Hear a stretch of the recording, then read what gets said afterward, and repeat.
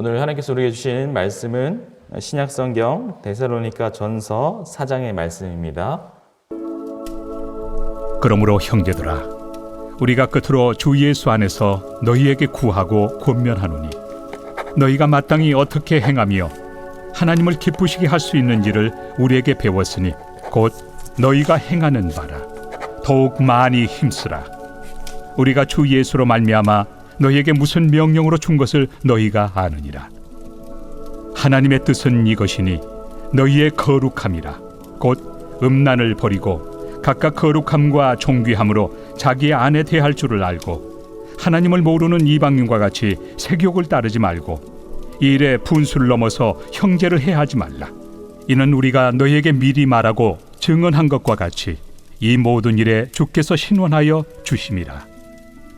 하나님이 우리를 부르심은 부정하게 하심이 아니요 거룩하게 하심이니 그러므로 저버리는 자는 사람을 저버림이 아니요 너희에게 그의 성령을 주신 하나님을 저버림이니라. 형제 사랑에 관하여는 너희에게 쓸 것이 없음은 너희들 자신이 하나님의 가르치심을 받아 서로 사랑함이라. 너희가 온 마게도냐 모든 형제에 대하여 과연 이것을 행하도다. 형제들아, 권하노니 더욱 그렇게 행하고 또 너희에게 명한 것 같이 조용히 자기 일을 하고 너희 손으로 일하기를 힘쓰라. 이는 외인에 대하여 단정히 행하고 또한 아무 궁핍함이 없게 하려 함이라. 형제들아, 자는 자들에 관하여는 너희가 알지 못함을 우리가 원하지 아니하노니 이는 소망 없는 다른 이와 같이 슬퍼하지 않게 하려 함이라. 우리가 예수께서 죽으셨다가 다시 살아나심을 믿을진대 이와 같이 예수 안에서 자는 자들도 하나님이 그와 함께 데리고 오시리라. 우리가 주의 말씀으로 너희에게 이것을 말하노니 주께서 강림하실 때까지 우리 살아남아 있는 자도 자는 자보다 결코 앞서지 못하리라. 주께서 호령과 천사장의 소리와 하나님의 나팔 소리로 친히 하늘로부터 강림하시리니 그리스도 안에서 죽은 자들이 먼저 일어나고 그 후에 우리 살아남은 자들도 그들과 함께 구름 속으로 끌어올려 공중에서 주를 영접하게 하시리니 그리하여 우리가 항상 주와 함께 있으리라. 그러므로 이러한 말로 서로 위로하라.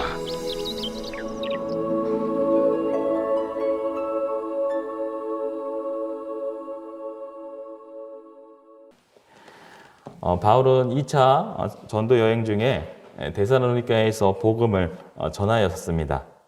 그러나 바울을 시기하고 질투하였던 그 유대인들이 그곳까지 따라와서 사도 바울의 일행을 방해를 했었죠.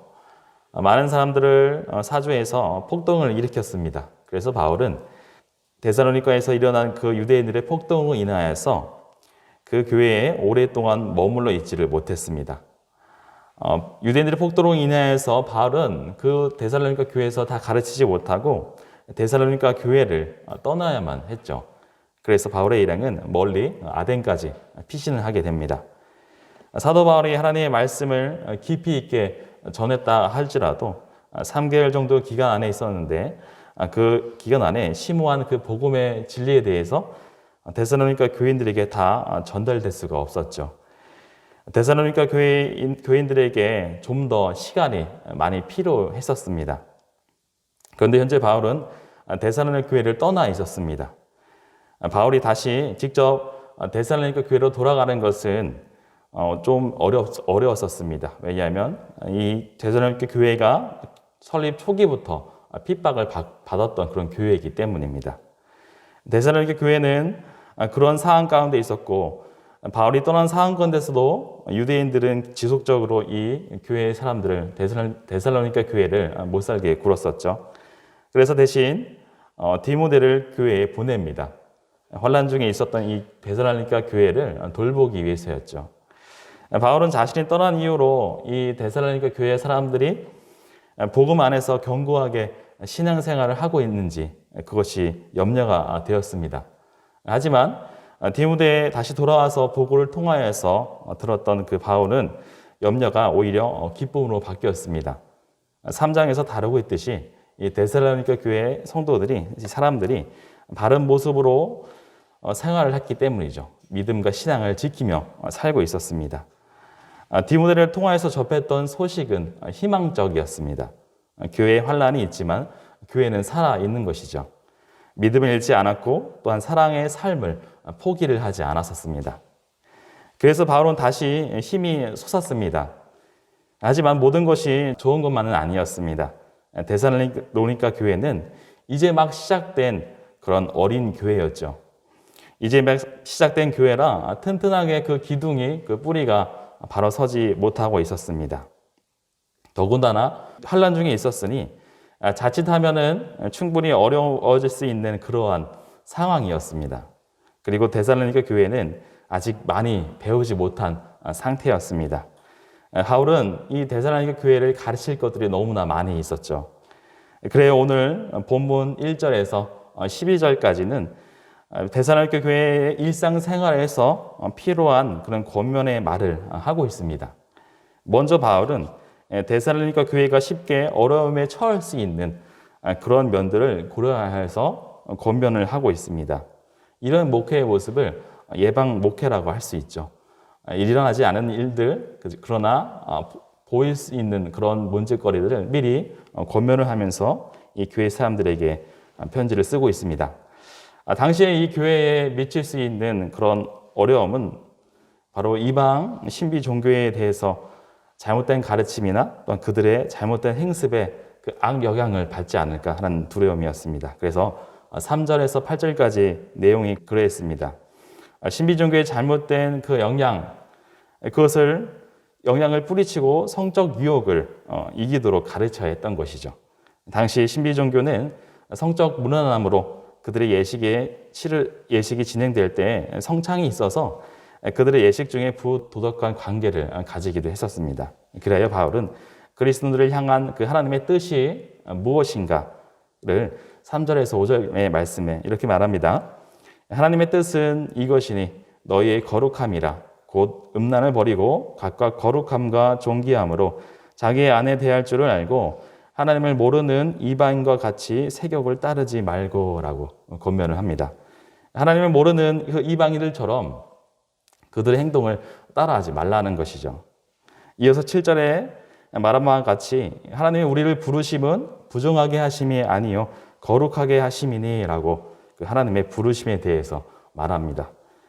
곧 그리스도인들은 세상의 사람들과 다른 구별된 사람이라는 것을 기억하라는 것이죠. 하나님께서는 구약에서도 이스라엘 백성들에게 그렇게 말씀했습니다. 내가 거룩하니 너희도 거룩하라 라고 말씀하셨죠. 이처럼 세상이 우리를 통해 하나님을 보게 되고 또 하나님을 알게 되기에 세상과 구별된 그런 모습으로 살라는 것입니다. 세상 사람들은 우리의 모습을 보고서 하나님이 어떠하신지를 보게 되기 마련이죠. 그러므로 자기의 몸을 거룩하고 그리고 존귀하게 다루어야 했습니다. 당시 데살로니가 교회의 주변 상황에 따라서 이 데살로니가의 교회도 그러한 거룩한 모습으로 살아갈 필요가 있었던 것이죠. 그리고 바울은 이 데살로니가 교회의 칭찬도 아끼지 않았습니다. 9절의 말씀입니다. 형제 사랑에 관하여는 너에게 쓸 것이 없음은 너희들 자신이 하나님의 가르치심을 받아 서로 사랑함이라 라고 말합니다. 형제를 사랑하는 일에 대해서 너희들이 현재 참 잘하고 있다. 서로 칭찬을 하며 또 그렇게 살아가라고 권면을 합니다. 환난을 받는 사람들 사이에 꼭 필요한 것은 서로를 신뢰하며 서로 깊이 사랑하는 것입니다.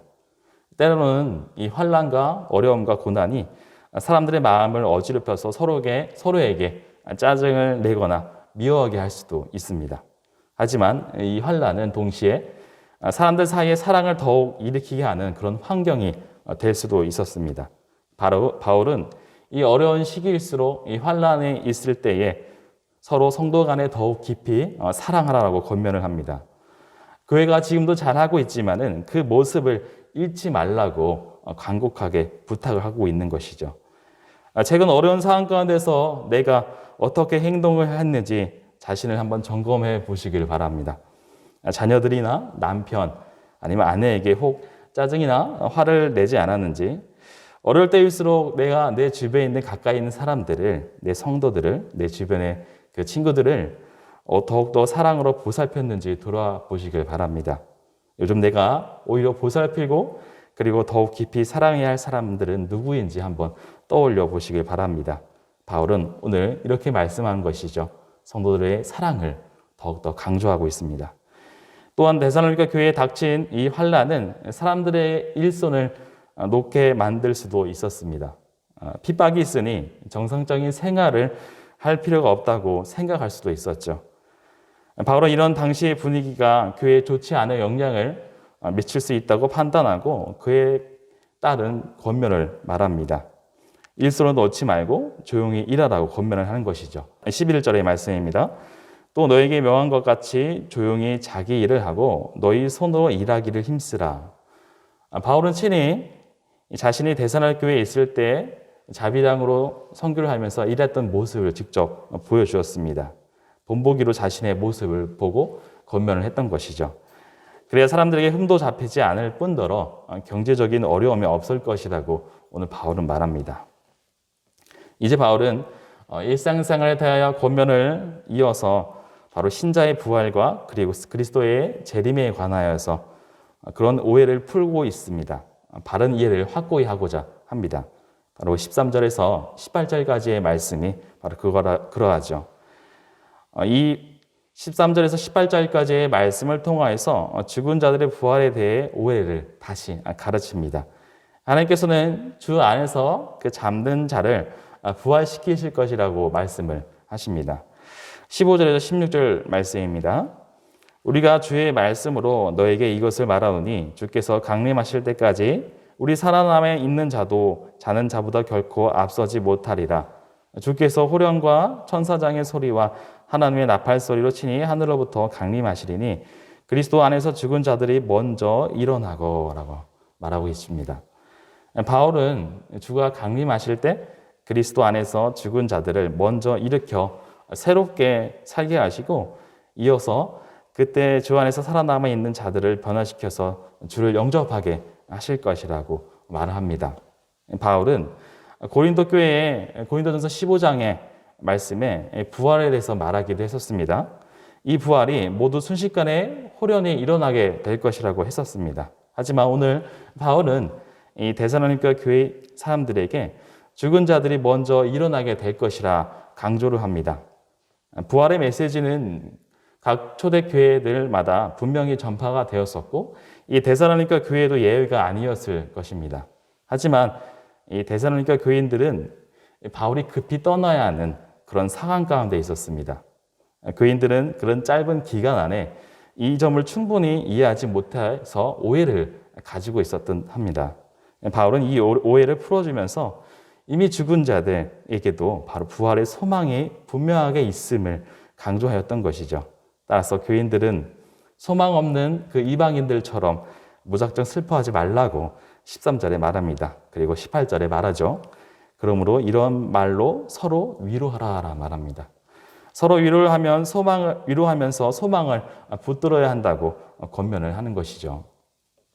우리는 또한 우리가 부활을 바르게 이해하고 있는지 한번 점검을 해보시길 바랍니다. 그냥 내 몸이 다시 살아나는 것이 아니라 완전히 새로운 몸으로 다시 일어날 것이라는 것을 잘 생각해 봅시다. 혹 내 신의 생활이 흐지부지한 것이 부활의 복음을 잘 깨닫지 못하고 있던 것은 아닌지 한번 돌아보는 시간이 되기를 원합니다. 우리는 주의 날을 바라보며 오늘 하루를 어떻게 살아가야 할지를 생각을 해봐야 합니다. 부활의 메시지는 공허한 그런 이상적인 말이 아니라 우리 앞에 펼쳐진 그런 엄연한 사실이죠. 우리 모두 다 주님 오실 때 다 부활체로서 다시 깨어날 것입니다. 그런 부활을 소망하면서 주의 날을 기다리는 깨어있는 삶을 오늘 우리가 하루가 되기를 원합니다.